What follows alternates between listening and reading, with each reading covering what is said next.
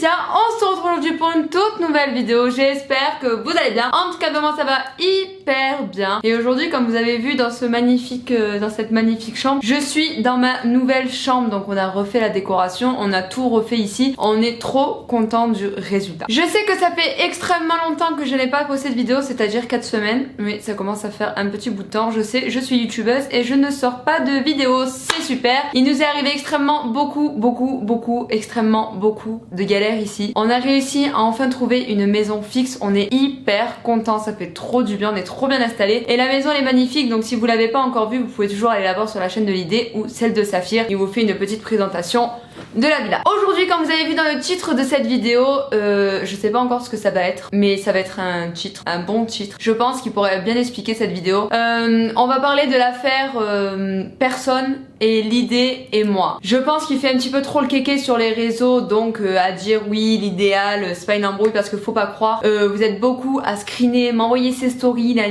Je l'ai bloqué, je vois plus rien de lui, je vois plus ses stories, je vois plus ses publications, je vois plus rien. À partir du moment où tu mens droit dans les yeux à ton ami d'enfance, ton meilleur ami comme tu disais, j'appelle pas ça une amitié, et venez pas me mettre en plein milieu de vos histoires, surtout qu'à la base c'est une personne que j'appréciais énormément. Dylan, je l'apprécie énormément. On va reprendre depuis le tout début. Ce qui s'est passé, c'est que vers début confinement, comme vous l'avez vu dans nos vidéos, dans nos stories Instagram, si c'est pas encore fait, venez nous suivre sur Instagram, donc c'est en description. Enfin bref, il nous a appelé pour nous dire oui, il y a eu un problème avec ma copine, est-ce que je peux venir, etc. Bref, il est venu à la maison tout le confinement, il a pas payé les courses, il a pas payé le loyer, il a pas fait le ménage, il a rien fait, et c'était de bon cœur. On disait tu n'as rien à payer ici, fais comme chez toi, etc. Mais après je pense que niveau propreté, il y a un minimum à respecter, c'est-à-dire tu passes un coup de balai, nanani, c'est la seule chose qu'on te demande. Ben non, il a rien fait. Enfin bref, ça c'est entre parenthèses. J'ai un membre de ma famille qui a voulu,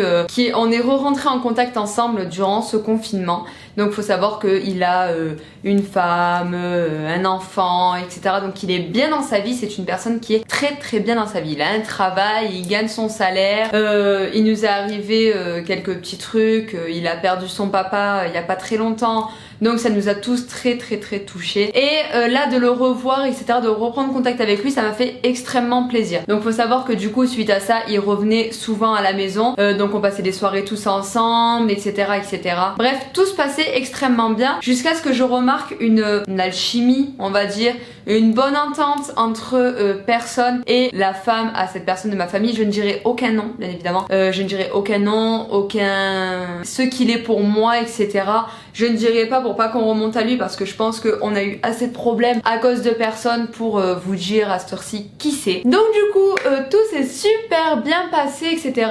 Et je remarque, voilà, une alchimie. On commence à jouer ensemble à la play, s'envoyer des messages et tout, on trouvait ça bizarre. Un jour, on m'appelle pour me dire je me suis embrouillée, nanani nanana, et depuis, elle ne me donne plus de nouvelles. C'était le jour de la fête des mères, je me souviens très bien, c'était un dimanche. On est rentré et personne n'était pas chez nous, sachant qu'il vivait encore chez nous au niveau de la fête des mères.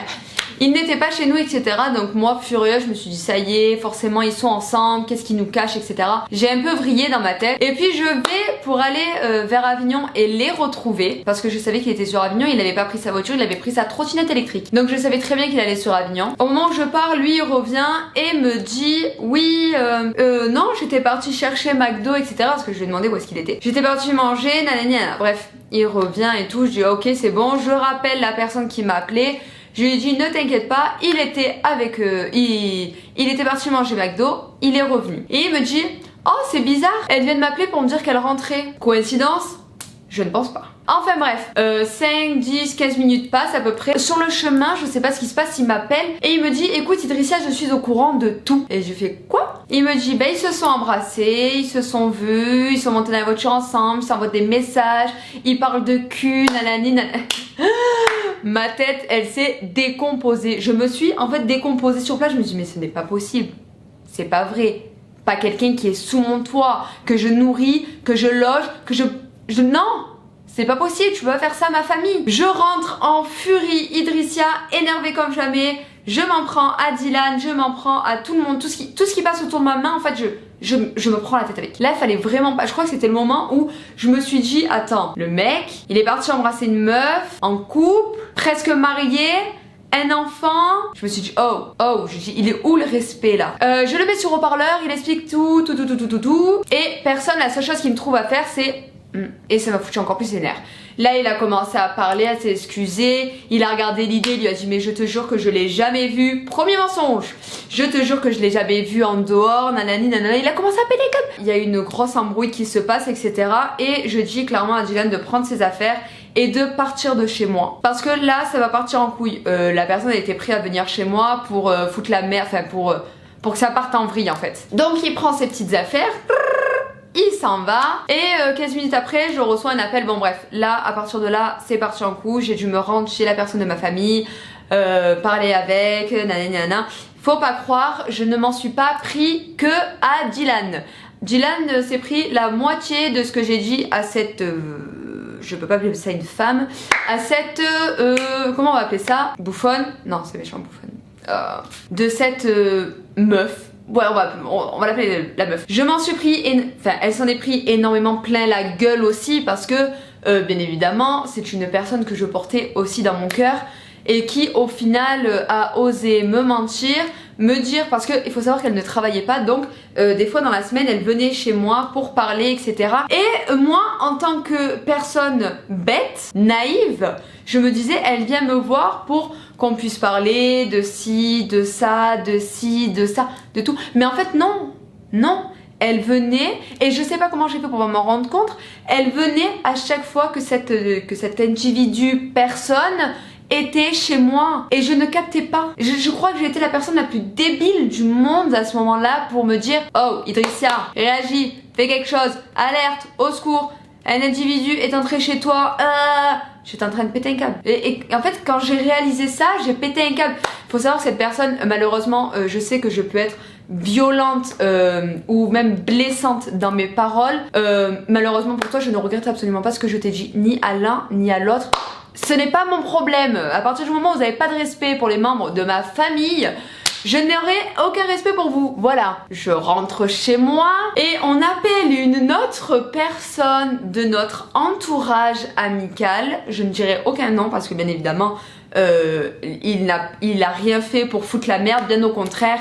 On va dire qu'il a un peu sauvé la mise à personne. En gros on l'a appelé, il nous a dit ah ça y est vous êtes au courant Nani, mais je voulais pas vous le dire parce que je savais que ça allait faire des problèmes, nanani nanana. Faut savoir qu'en fait personne avait c'est une trop longue histoire parce que si je vous dis ça forcément vous allez faire le lien avec l'autre personne et ce n'est pas possible.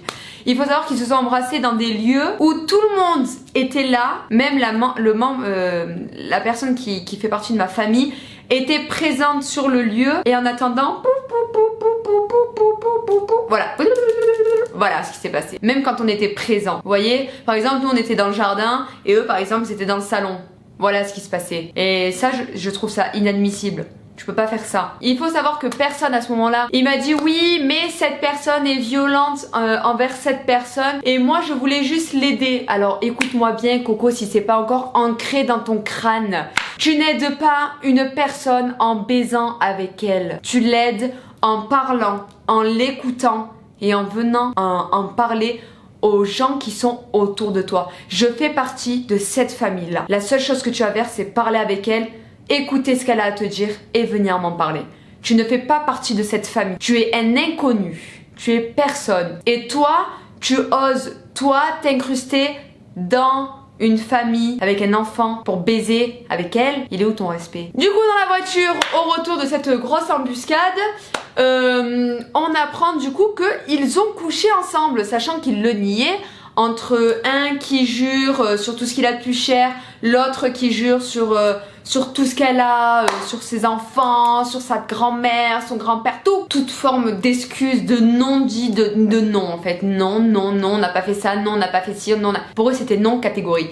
Jusqu'au moment où on a appris que bien évidemment ils ont couché ensemble. Voilà, c'est super, merci personne, merci beaucoup de ton honnêteté. Voilà, donc monsieur a continué à nier alors que nous avions une preuve concrète, sachant que chez la personne de ma famille il y a des caméras de vidéosurveillance. Et il faut savoir que ça c'était juste avant le clip de l'idée. Donc il faut savoir que pendant le clip je faisais la guerre à personne, enfin je ne le calculais pas. Je ne parlais pas avec lui. Il a même fini par m'en faire une réflexion. Hein. Il m'a dit ouais non mais j'ai essayé de venir vers toi, tu m'as pas calculé. Je fais logique.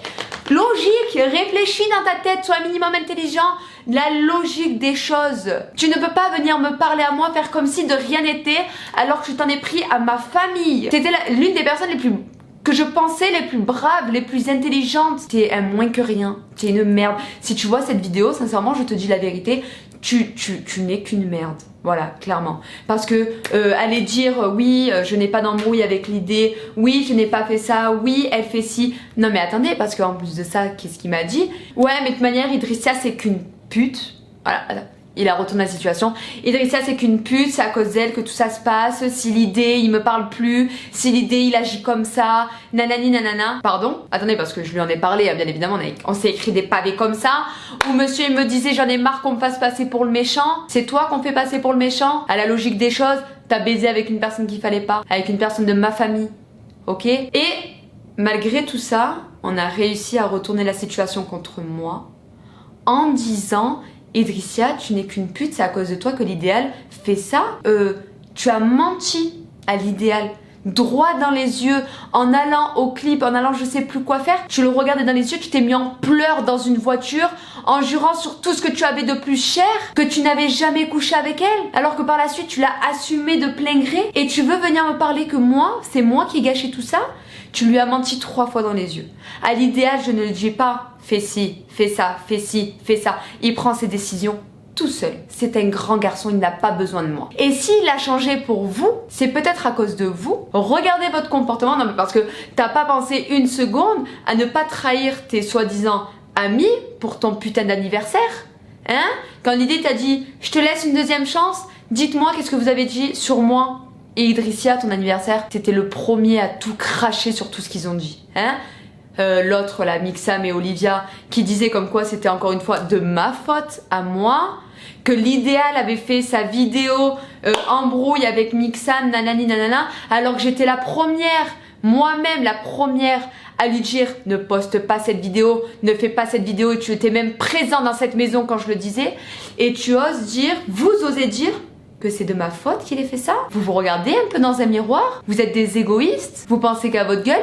L'idéal, il donne. L'idéal, il sait à qui donner. À partir du moment où tu lui dis l'idéal, j'ai besoin de toi pour remonter mes vues, pour faire ci, pour faire... L'idéal, c'est le premier à donner. Mais si tu ne lui dis pas ça, que tu prends ses vues et que derrière tu le calcules plus, mais que tu te fais passer pour son ami, excuse-moi, mais je n'appelle pas ça une amitié. Si tu veux remonter tes vues, tu viens le voir, tu dis écoute l'idéal, j'ai besoin de remonter mes vues, mais fais pas le faux cul à dire t'es mon ami, alors qu'au bout de 1 mois de confinement, ça donne plus de nouvelles parce qu'ils ont d'autres amis, nanani nanana, qu'ils appellent plus l'idée à part pour faire des vidéos.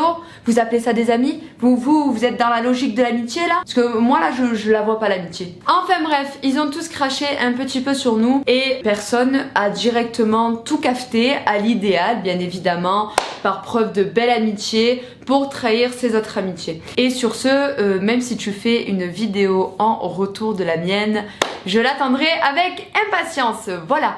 Et sur ce, ah oui, n'oubliez pas, il avait dit comme quoi j'avais un caractère de merde. Et tu sais quoi, c'est totalement la vérité. J'ai un caractère de merde, j'ai une grande bouche. Et moi, quand j'ouvre ma bouche, c'est pas pour rien. Toi malheureusement tu l'ouvres, c'est soit pour mentir, soit pour respirer, soit pour manger. Et il faut arrêter de cracher sur les gens quand ils ne sont pas là. Voilà. Et sur ce, entre vous, vous pouvez cafeter sur moi, ça ne me dérange absolument pas. Il faut savoir que je cafete sur vous aussi. Voilà, et ben sur ce, je vous fais de très très gros bisous. Et on s'est déjà très vite pour une toute nouvelle vidéo. D'ailleurs je vais vous présenter Tokyo parce que c'est pas encore fait.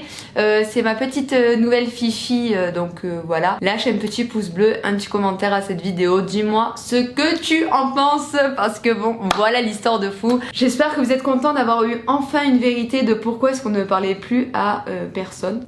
Pas personne, genre pas personne, genre à personne en général, tu vois, hein, qu'on ne parle plus à personne. Voilà. Sur ce, je vous fais de très très gros bisous.